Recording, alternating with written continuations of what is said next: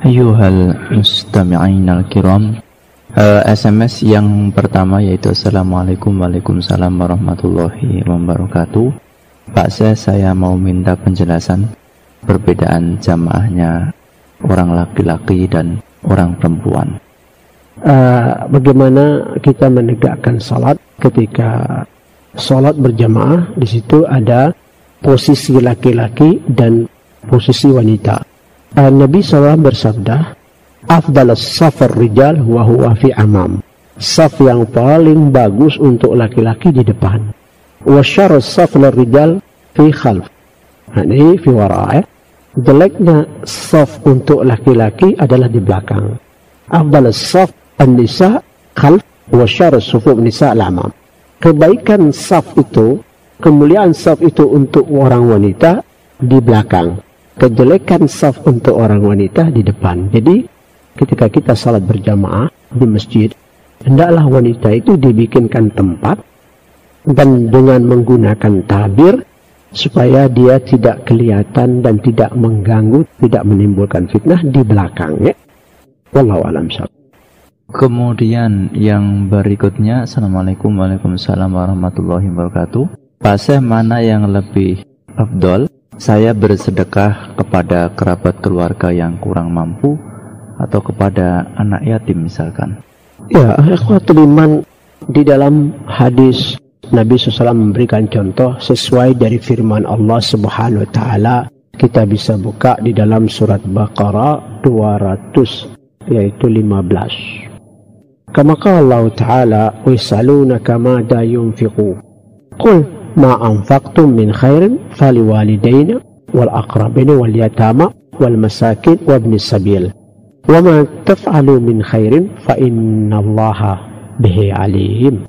Mereka bertanya kepadamu tentang apa yang mereka nafkahkan. Jawablah, apa saja harta yang kamu nafkahkan hendaklah diberikan kepada ibu bapak, kaum kerabat, anak-anak yatim, orang-orang miskin, dan orang-orang yang sedang dalam perjalanan. Dan apa saja kebajikan yang kamu buat, maka sungguhnya Allah Maha mengetahuinya. Maka ikhwatul iman, di hadis Nabi SAW, sedekah tertawa ini kita infakkan kepada kedua orang tua kita dan kerabat dekat, dan baru yatim, masakin, dan ibn sabil. Jadi kalau Anda memiliki harta, ternyata orang tua Anda kurang mampu atau tidak mampu untuk dalam kehidupan sehari-hari, dan kerabat, berikan kepada mereka dulu. Setelah ada lebih, baru Anda kasihkan kepada anak yatim dan masakin dan bin sabil. Wallahu a'lam bishawab.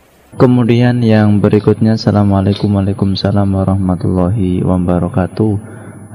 Pak Syekh, berdoa bagaimana dengan berdoa yang menggunakan bahasa kita? Akhwatul iman, dalam doa bagaimana kita berdoa dengan menggunakan dalam bahasa kita? La haraj fiha. Tetapi awalan ketika kita berdoa, pertama hendaklah kita memuji Allah SWT, gunakan dalam bahasa Arab dan berselawat pada Nabi, terus minta doa dengan bahasa yang Anda mengetahuinya. Ini salah satu, Islam kan telah memberikan kita pemahaman dan telah dicontohkan Nabi SAW bagaimana tata cara berdoa. Ketika kita menutup doa itu dengan bahasa Arab, akhir da'wa alhamdulillah rabbil alamin, tak ada masalah. Afdal doa dengan menggunakan ayat-ayat Al-Quran seperti dari firman Allah Subhanahu wa taala, Rabbana atina fid dunya hasanah wa fil akhirati hasanah wa qina adzabannar, Rabbana taqabbal minna innaka antas samiul alim wa tub alaina innaka antat tawwabur rahim, dan yang lain-lain itu bagus doa. Allah Subhanahu wa taala berfirman di dalam surat Rum, ciptaan Allah Subhanahu wa taala umat manusia ini dari macam-macam jenis, yakni macam-macam warna kulit dan macam-macam bahasa. Kama qala Allah taala, wa min ayatihi khalaqas samawati wal ardi wa ikhtilafu alsinatukum wa alwanikum inna fi dzalika laayatin lil alamin. Dan di antara tanda-tanda kekuasaannya ialah menciptakan langit dan bumi dan berlain-lainan bahasamu dan warna kulitmu. Sesungguhnya pada yang demikian itu benar-benar terdapat tanda-tanda bagi orang-orang yang mengetahui. Ya, ini ikhwatul iman salah satu berbeda kalimat Allah dan Tuhan. Kalau Allah, dia Esa, dialah yang menciptakan seluruh apa yang ada di bumi dan di langit dan termasuk makhluk ini. Dia tahu bahasa apapun, inilah Allah. Jadi kalau misalnya Tuhan, dia tidak akan mengetahui bahasa-bahasa dan dia tidak layak untuk disembah. Kenapa? Karena dia buatan manusia. Wallahu a'lam bishawab. Kemudian yang berikutnya, Assalamualaikum Waalaikumsalam warahmatullah. Pak, saya apa hukumnya memanjangkan kuku tapi dijaga kebersihannya? Dan saya pernah mendengar ceramah bahwa setan itu bersembunyi di kuku yang panjang. Kemudian bagaimana hukum mengenakan cincin perak bagi seorang laki-laki? Atas penjelasannya ucapkan terima kasih. Ya, ikhwatul iman, ya betul. Di dalam hadis Abu Hurairah, karena Nabi Sallam amarna an naqassul adhafir 40 yom. 40 hari kita potong, kita pendekkan, bersihkan. Tetapi Al-Fuqaha ada memberikan statement kalau dia memiliki kuku panjang, tapi dia harus menjaga tidak kena najis atau kotoran, karena betul setan-setan itu bersembunyi di tempat yang kotor. Jadi dia harus menjaganya, ya khatiman, kebersihan supaya jangan ada najis nanti dia bawa ke salat atau ketika dia mau makan kukunya panjang. Hendaklah dia menjaga ini. Dan yang kedua, dari hadis Nabi Sallam, kita dibolehkan untuk memakai cincin fiddah, perak. Amma al-harir wa dhahab la inasa ummati, ya. Pakaian harir dan emas itu untuk kaum wanita dari umatku. Wallahu a'lam bishawab.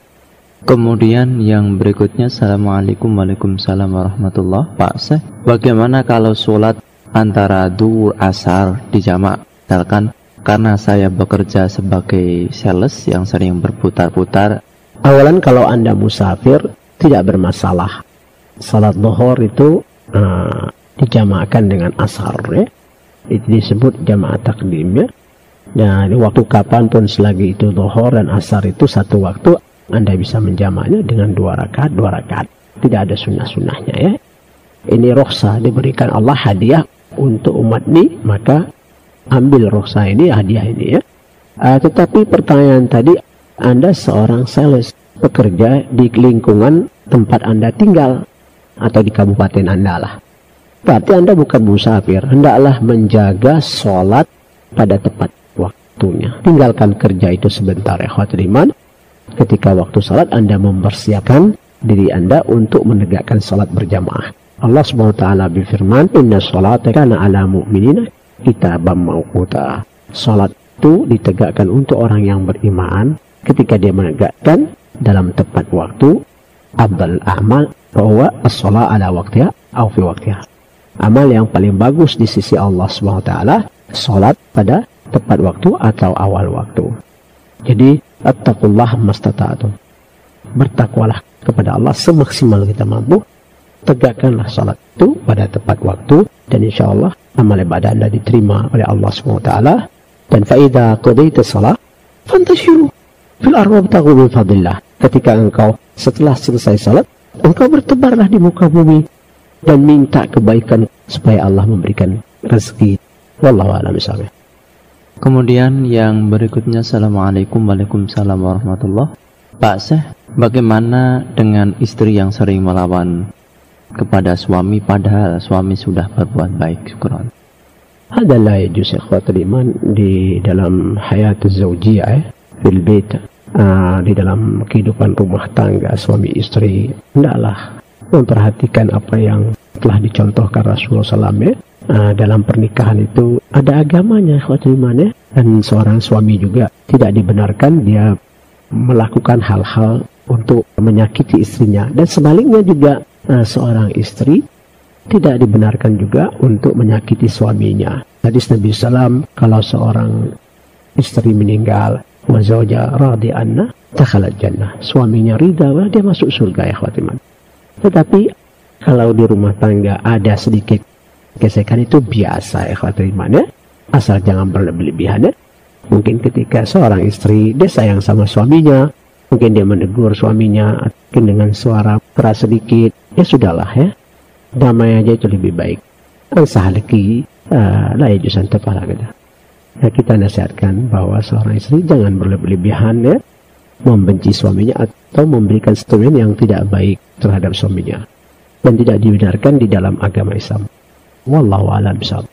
Kemudian yang berikutnya, Assalamualaikum Waalaikumsalam warahmatullahi. Pak, saya bagaimana hukum jual beli tanah dan hasilnya? Awalnya ikhwatul iman, bagaimana hukum jual beli tanah? Sesuai yang dianjurkan agama Islam, sesuai hukum yang berlaku di negara ini, jelas harus ada Anda memiliki sertifikat yang sah, yang benar itu tanah milik Anda, Anda jual. Setelah Anda mendapat hasil, Anda keluarkan, yaitu zakatnya atau infak sedekahnya, agar harta yang Anda dapat itu menjadi keberkahan, ya? Keberkahan dan ditambah Allah kebaikan-kebaikannya. Yang jelas harus betul-betul sesuai dengan yang dicontohkan Allah SWT kepada baginda Rasulullah SAW, dan dengan ada hukum yang berlaku supaya Anda beli tanah atau Anda jual tanah, bahwa betul tanah itu milik Anda. Yang membeli pun dia nyaman, tentram bahwa dia telah membeli satu tanah ini, bahwa betul-betul tanah itu si A yang punya dan dia beli menjadi dia punya tanah itu. Wallahu a'lam bishawab. Kemudian, Assalamualaikum Waalaikumsalam warahmatullahi. Pak, saya bagaimana dengan sholatnya sendirian seorang di musola, dan ketika itu tidak ada makmum dan tidak ada orang lain? Ya, Allah ikhwatul iman, ikhwatul mu'minah, musola ini tempat kita menegakkan salat di rihal kita atau di tempat kita, ya, atau di kampung kita.